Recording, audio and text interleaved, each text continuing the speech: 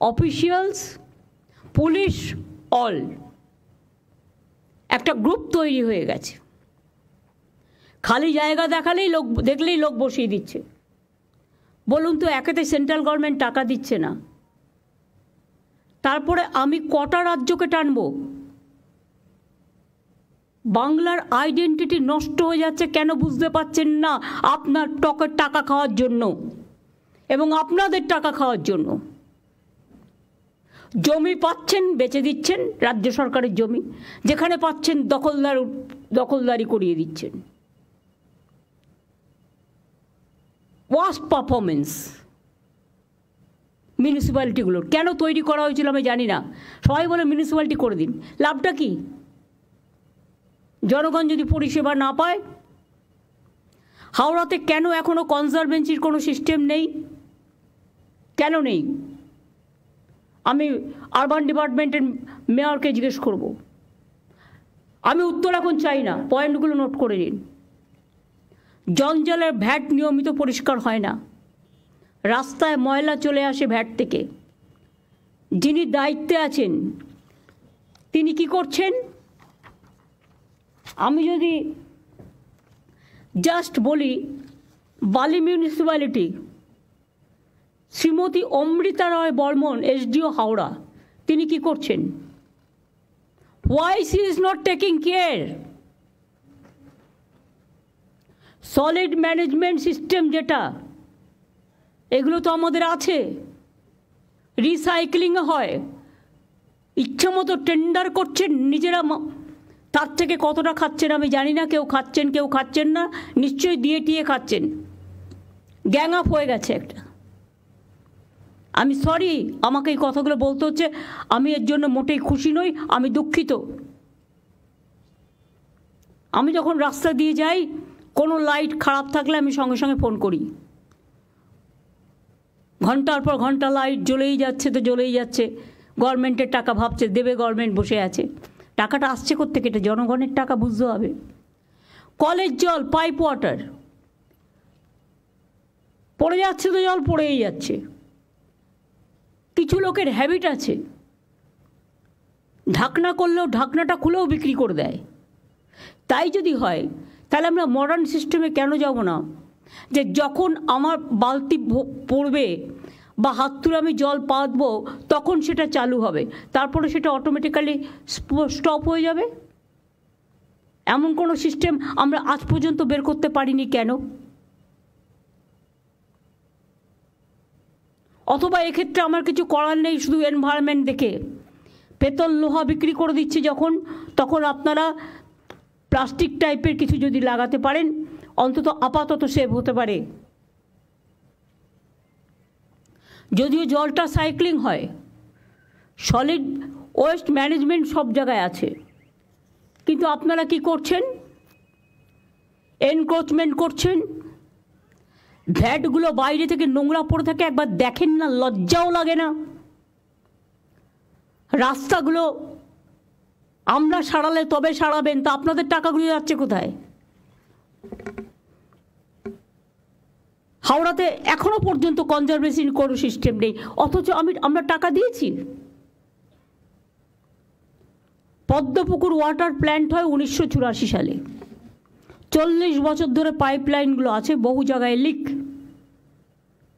ফলে বারবার পাইপলাইন সারাতে হচ্ছে। বহু জায়গায় নোংরা জল মিশে যাচ্ছে। Please understand that. যারা টাকার দিকে বেশি উৎসাহী তাদের মনে রাখতে হবে, নিজের জীবনের থেকে দামে কিছু নয়, মানুষের জীবনের থেকে দামে কিছু নয়। এটা লজ্জা যে আপনি আপনার দায়িত্ব পালন করছেন না। মিউটেশন অনলাইন করা হয়েছে, কিন্তু কাজ সময় মতো হচ্ছে না। কাজের জন্য নিয়মিত ট্যাক্সের বিল যখন তখন ট্যাক্স বাড়িয়ে দিচ্ছে মিউনিসিপ্যালিটিগুলো, আমাদের জিজ্ঞেসও করছে না। আর যখন তখন ক্যাজুয়াল লোক নিয়ে নিচ্ছে না জিজ্ঞেস করে। বারবার বলা হচ্ছে ফাইন্যান্সিয়াল অর্ডার ছাড়া করবে না, অথচ অনলাইনটাকে অ্যাভয়েড করে কিভাবে দিয়ে দেওয়া হচ্ছে পারমিশন। যার আছে সে পেয়ে যাচ্ছে, যে দিতে পারছে, আর নেই সে পাচ্ছে না, তাকে হ্যারাস হতে হচ্ছে। টাকার বিনিময়ে পুরসভার বহু জমি বেদখল হয়ে যাচ্ছে, সরকারি সম্পত্তি নষ্ট হয়ে যাচ্ছে। আমি হাওড়া পুলিশকে বলবো একটা তদন্ত করার জন্য, এবং চিফ সেক্রেটারিকে আমি অর্ডার দিচ্ছি, সেখানে যদি রাম শাম যদু মধু যেই হোক, ইভেন আমিও যদি হই, আমাকেও ছাড়বেন না। আমি জানতে চাই না কে দখল করেছে, কিভাবে করেছে, পেছনে কারা গ্যাং আপ করেছে এবং কিভাবে এগুলো হয়েছে, আমি এসব জানতে চাই। সরকারি সম্পত্তি কারো ব্যক্তিগত সম্পত্তি নয়। লোভ বেড়ে যাচ্ছে, লোভটাকে কমাতে হবে। বাইরের লোকেরা এসে এখানে সব জমি জায়গা দখল করে নিচ্ছে, কারণ টাকার বিনিময়। বড় বড় মাল্টি স্টোর কমপ্লেক্স হয়ে যাচ্ছে সরকারি জমি দখল করে। সরকার থেকে পারমিশন নেওয়ার প্রয়োজন মনে করছে না। আর তাতে কেন আমরা ট্রান্সপারেন্সি মেনটেন করব না? অনলাইনে করে দেওয়া সত্ত্বেও হচ্ছে না। রাজ্য সরকার বহু নতুন রাস্তা করেছে, কিন্তু কোনো সংরক্ষণ হয় না। আমি তো বলেই দিয়েছিলাম, যে রাস্তা করবে যে কোম্পানি, তাকে 5 বছরের গ্যারেন্টি নিতে হবে। করছে না। সলিড ম্যানেজমেন্টে অ্যাডভান্স দিয়ে দিচ্ছেন আপনারা, টাকাটা নিয়ে পালিয়ে যাচ্ছে সোলার পাওয়ারের, এবং টাকাটা নিয়ে পালিয়ে যাচ্ছে, অথচ অ্যাডভান্সটাও নিয়ে পালিয়ে যাচ্ছে। কেন দিচ্ছেন? কে পাওয়ার দিয়েছে? এই পাওয়ার লোকালিয়ার হবে না। ল্যান্ড ডেভেলপমেন্ট, সোলার পাওয়ার, এগুলো স্টেট এবং রিসাইক্লিং অফ দ্য জঞ্জাল, যেগুলো, এগুলো থেকে তো আমাদের ইনকাম হতে পারে। কেন করছি না? এটা সেন্ট্রালি করতে হবে। এসডিওকে দিলেও যা, ডিএমকে দিলেও তাই, নমিনেটেড মেম্বারকে দিলেও তাই, ইলেক্টেড বডিও তাই। তো কাকে দিয়ে করবো এগুলো? তো মহা মুশকিল হয়ে গেছে। এইগুলো দেখবার জন্য দরকার হলে আমাকে যারা এই কাজগুলো জানে, কর্পোরেশন এই দায়িত্ব পালন করছেন না, শুধু কর্পোরেশন বললে হবে না, মিউনিসিপ্যালিটিগুলো দায়িত্ব পালন করছেন না, ট্যাক্স বাড়ানো ছাড়া, আর বিল্ডিং তৈরি করা ছাড়া, আর লোক বসানো ছাড়া। আমি তো বলেছি, যে হকাররা আছে তারা আমাদের ভাই বোন, এর থেকে বেশি যেন আর না বাড়ে। হাতিবাগানটা কখনো তাকিয়ে দেখেছেন কী অবস্থা? গড়িয়াহাটে আপনারা স্টল দিয়েছেন, ভালো কথা, কিন্তু স্টলের পেছনটা আবার কিন্তু তিপ্পল লাগিয়েছে কালো লাল। সেই জন্য এমন কিছু সিস্টেম করতে হবে যাতে ওটা দেখতে ভালো লাগে। আমি পরশুদিন আসছিলাম ওয়েবেলের কাজ দিয়ে, দেখলাম কত দোকান বসে গেছে, সব আউটসাইডার, কিনে খাচ্ছে, বাড়ির সামনে পাচ্ছে, এটা ভালো, কিন্তু দেখতে কি ভালো লাগছে? ডার্টি করে রেখে দিয়েছে জায়গাটা। কেন একটা খাওয়ার জন্য একটা নতুন জোন করছেন না আপনারা? যে জোন আপনার শহরকে ডিস্টার্ব করবে না, মানুষকে ডিস্টার্ব করবে না। বৃদ্ধ বৃদ্ধা থাকেন, ভাড়া নিয়েছে তার কাছ থেকে, ভাড়া নেবার পর পারমিশন নেই, উইদাউট পারমিশনে 3 তলা 4 তলা 5 তলা তুলেই যাচ্ছে। কেন তাদের অ্যারেস্ট করছেন না? কেন ভেঙে দিচ্ছেন না? 2-1টাকে অ্যারেস্ট তো করুন, 2-1টা ভাঙুন। আমি বলবো স্টার্ট ফ্রম মাই হাউস। কেন আমি ইলিগাল জিনিসকে আমি অ্যালাউ করবো? যেই হোক, কোনো এমএলএ, এমপি, মিনিস্টার থেকে শুরু করে পুলিশ অফিসার, জেলা এসডিও, ডিএম থেকে শুরু করে আইসি থেকে শুরু করে, কারো কারো অভ্যাস হয়ে গেছে আইসি হলে যতটা পারি ইনকাম করে নি, এসডিও হলে একটা সঞ্চয় করে নি, ডিএম যে কদিন থাকবো সঞ্চয় করে নি, দেশে পাঠিয়ে দিই। এগুলো অনেক হয়েছে, আর করবেন না প্লিজ। এবার কিন্তু বড্ড চোখে লাগছে। সল্টলেক আমার লজ্জা লাগছে। রাজারহাটেও শুরু হয়েছে এনক্রোচমেন্ট, সল্টলেকেও ইচ্ছা মতো সুজিত বোস লোক বসাচ্ছে কম্পিটিশন করে। কেন? কেন বাইরের লোক বসবে? এআরডি অফিসের অপোজিটে, যদি আপনাদের আমি ছবি দেখাই ভাববেন না যে আমি উইদাউট কাগজপত্রে আপনাদের কাছে চলে এসেছি। ছবি দেখালে নিজেরাই লজ্জা পাবেন। এর জন্য কত দিতে হয়েছে? এই একদম পুরো এআরডি অফিসের সামনে সব এনক্রোচমেন্ট হয়ে গেছে, একটা করে তিপ্পল লাগাচ্ছে, একটা করে বসে হচ্ছে, একটা করে তিপ্পল লাগাচ্ছে, একটা করে বসে পড়ছে। কেন? ওয়াই? আমি জানতে চাই কত টাকার বিনিময়ে কারা নিয়েছে টাকা?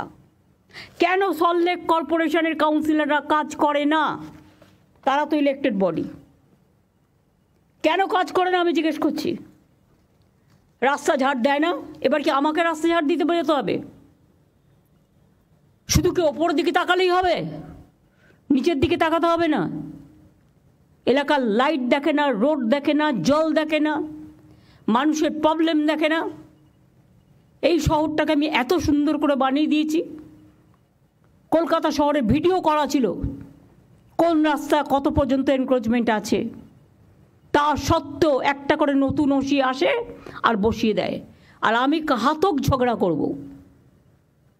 আমি রাস্তায় গেলেই দেখতে পাই পুলিশের চোখে পড়ে না, সব চোখে ঠুলি দিয়ে বসে আছে,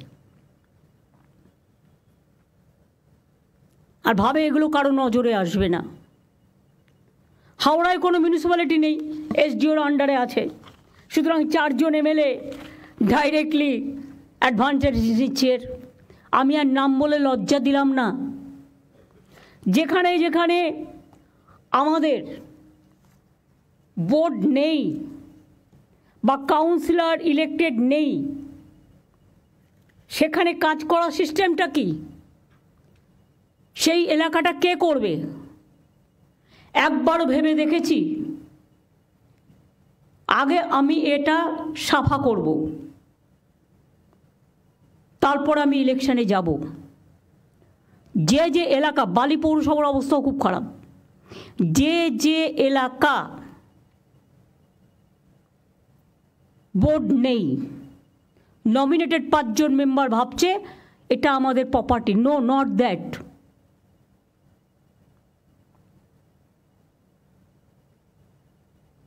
সেক্ষেত্রে কেন আমরা একটা ক্লাবকেও যদি বলা হয় যতক্ষণ আমার ইলেকশন না হচ্ছে যে লোকাল ক্লাব, তোমাকে আমি এতটা হেল্প করব, টেন্ডার করবার ক্ষমতা তাদের থাকবে না, টেন্ডারটা সেন্ট্রালি হবে। আমি লোকাল হাত থেকে টেন্ডার তুলে নিচ্ছি আজ থেকে, কোনো টেন্ডার আমি লোকালি করতে দেবো না, সব সেন্ট্রালি হবে এবং সেন্ট্রালের হাতেই ইনফরমেশান থাকবে। এ ব্যাপারে আমি একটা কমিটি করে দিচ্ছি, চিফ সেক্রেটারি যে থাকবে, chief secretary, home secretary, land secretary, finance secretary এবং ইরিগেশন সেক্রেটারি এবং সিপি এবং ADG, law and order and DG, এই কয়েকজনকে নিয়ে কোনো কিছু হলে আমি তাদের ধরবো। আরবান ডিপার্টমেন্টের সেক্রেটারি কী কাজ স্যার? ডিপার্টমেন্টে রাখারই দরকার কি? কতগুলো বোর্ড রেখে দিয়েছে, গা টিপছে না পা টিপছে, 400-500 করে লোক রেখে দিয়েছে। তাদের তো ডেভেলপমেন্টের কাজ কভার হয়ে গেছে, ওভার হয়ে গেছে। দীঘা ডেভেলপমেন্ট অথরিটির প্রয়োজন আছে কি এখন আর? ওখানে তো মিউনিসিপ্যালিটিও আছে, পঞ্চায়েতও আছে, ডিএমও আছে, বিরাট বাড়ি করে 400-500 লোক, কারো গা টিপছে, কারো পা টিপছে, কারো মাথা টিপছে, বড় বড় বিল্ডিং করে থাকছে, আরাম করছে। তাদের যেখানে গভর্নমেন্টের স্টাফ নেই সেখানে কাজে লাগিয়ে দাও। হলদিয়া ডেভেলপমেন্ট অথরিটিও তাই, হলদিয়া তো মিউনিসিপ্যালিটি আছে, লাভটা কি হলো? দরকারে ডিএমের আন্ডারে প্রত্যেকটা ওয়ার্ডে যেখানে যেখানে এখনও ইলেক্টেড নেই, মানে ইলেকশন বাকি আছে, ডিউ আছে, রোজ তো আমি ইলেকশন করতে যাবো না, যখন করবো একসাথে করে দেবো। এই তো সামনে বাই ইলেকশন, তারপরে পুজো, তারপরে রেনি সিজন, 4 মাস চলে গেল ইলেকশন করতে করতে। এরমভাবে তো চলতে পারে না ডেভেলপমেন্টের কাজ। পুরো কেন্দ্রীয় সরকার একটা অবস্ট্রাকশন হয়ে দাঁড়িয়েছে। তার মধ্যেও আমাদের লোকেরা ভাবছে উনি তো ভুলে যাবেন। কেউ আসে অফিসার ভাবে আমি তো 2 বছর থাকবো, আমি কোনো রকম কাটিয়ে দিতে পারলে হব না, তা হয় না। আপনি 2 বছর থাকলেও মনে রাখবেন আপনার পিরিয়ডটা রিভিউ করা হবে এবং আপনি যাবার আগে আপনি স্বচ্ছতা মেনটেন করেছেন কিনা এখন থেকে রিভিউ কমিটির নামে একটা রিভিউ কমিটি তৈরি করা হবে, যেখানে ভিজিলেন্সকে রাখা হবে এবং